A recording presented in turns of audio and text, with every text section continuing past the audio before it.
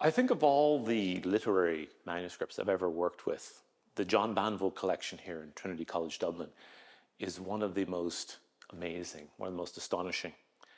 For this reason, that when we watch the writer at work in these manuscripts, what we are also seeing is the questions that he's asking. In other words, the way that he writes is also what he writes about. Now, when you look at these manuscripts, here's what I mean by this. When you look at these manuscripts, what you see are very, very carefully crafted artifacts. These are not the manuscripts of somebody who has had a firework of inspiration and has to write it all down as quickly as possible. They're carefully, meticulously produced. I think, if anything, what they remind me of most are medieval manuscripts. And when I think of these manuscripts here in Trinity, it's almost like they're, the Book of Kells dark matter.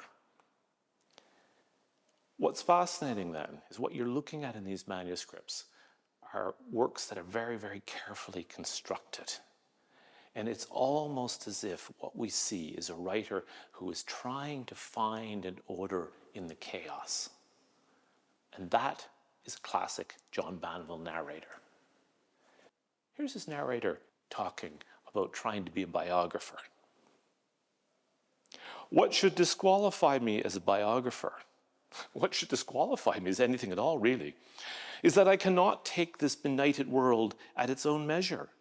And likewise, or more so, the people with which this world is infested. They are so little and so late.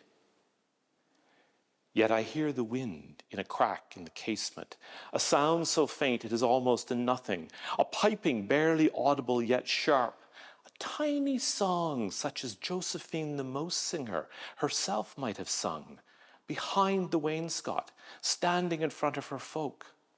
And I summon up the others, all the successive others who will be here after I'm gone, and for whom the air will pipe again, perhaps, like this, of an evening in the falling light. And I say to myself that despite everything, even on such inconsiderable evidence, it cannot all be for nothing. And that's what's at stake in John Banville's writing. The sense that no matter how much order you put on the world, no matter how beautifully you write, it may all be for nothing, or it may not be. And you see that at work in the manuscripts in a way that is not possible, I think, with any other writer.